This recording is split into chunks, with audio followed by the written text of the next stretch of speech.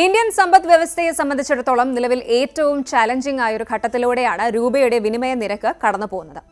American ഡോളറിനെതിരെ രൂപയുടെ മൂല്യം record നിലയിൽ താഴ്ചയിലെത്തിയിരിക്കുകയാണ്.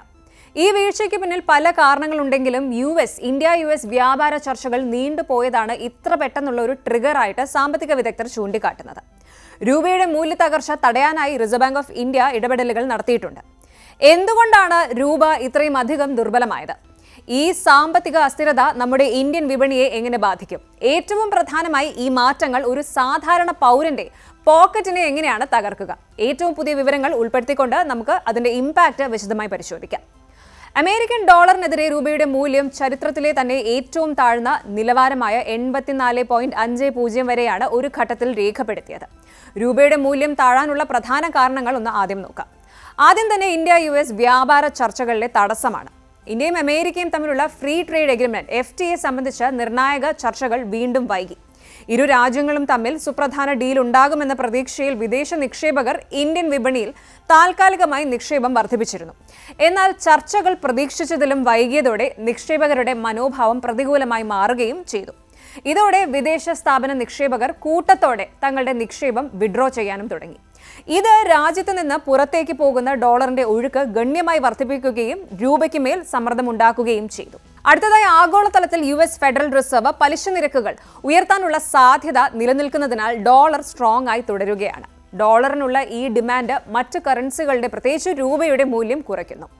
ഇന്ത്യയുടെ പ്രധാന ഇറക്കുമതി ഉൽപ്പന്നം ക്രൂഡ് ഓയിലാണ്. ഗ്ലോബൽ മാർക്കറ്റിൽ എണ്ണവില വർദ്ധിക്കുമ്പോൾ അത് വാങ്ങുന്നതിനായി ഇന്ത്യക്ക് കൂടുതൽ ഡോളർ വിപണിയിൽ നിന്ന് കണ്ടെത്തേണ്ടി വരുന്നു.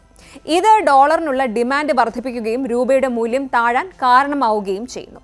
രൂപയുടെ മൂല്യം കുത്തനെ ഇടിയുന്നത് തടയാൻ റിസർവ് ബാങ്ക് ഓഫ് ഇന്ത്യ ശക്തമായ ഇടപെടലുകൾ നടത്തിയിരുന്നു. തുടർച്ചയായി തന്നെ RBI വിപണിയിൽ നേരിട്ട് ഡോളറുകൾ വിൽക്കുകയാണ് ചെയ്തത്. ഫോറക്സ് റിസർവ്സിൽ നിന്ന് ഡോളർ വിപണിയിലേക്ക് എത്തുമ്പോൾ ഡോളറിന്റെ സപ്ലൈ വർദ്ധിക്കുന്നു. ഇത് ഡോളറിന്റെ വിലക്കയറ്റം നിയന്ത്രിക്കുകയും അതുപോലെ രൂപയുടെ മൂല്യം ഒരു പരിധിവരെ ബാലൻസ് ചെയ്യുകയും ചെയ്തു.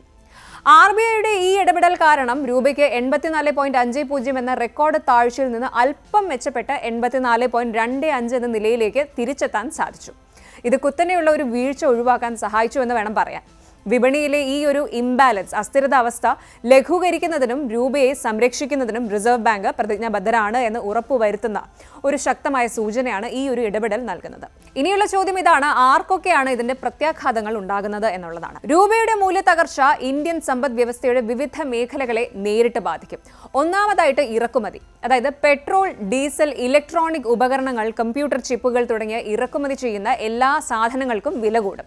ഇത് രാജ്യത്തെ ഇൻഫ്ലേഷൻ, അതായത് പണപ്പെരുപ്പം വർദ്ധിപ്പിക്കും.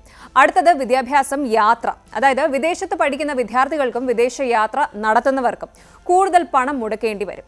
ഇനി മൂന്നാമതായി കയറ്റുമതിയാണ്. രൂപയുടെ മൂല്യം കുറയുന്നത് കയറ്റുമതി ചെയ്യുന്നവർക്ക് കൂടുതൽ കോമ്പറ്റിറ്റീവ് ആകാനും വരുമാനം വർദ്ധിപ്പിക്കാനും സഹായിക്കും. അപ്പോൾ അങ്ങനെയാണ് ഇന്ത്യൻ രൂപ നേരിടുന്ന ഈ ഒരു വെല്ലുവിളി ഒരു ടെമ്പററി ആയിട്ടുള്ള ഫേസ് ആണോ അതോ പേഴ്സിസ്റ്റന്റ് ആയിട്ടുള്ള ഇഷ്യൂ ആണോ എന്ന് തീരുമാനിക്കപ്പെടുന്നത് വരെയും വരും ദിവസങ്ങളിലെ ആഗോള എണ്ണവില, ഫെഡറൽ പോളിസി, ഏറ്റവും പ്രധാനം ഇന്ത്യ വ്യാപാര ചർച്ചകളുടെ പുരോഗതി എന്നിവയെ ആശ്രയിച്ചിരിക്കും.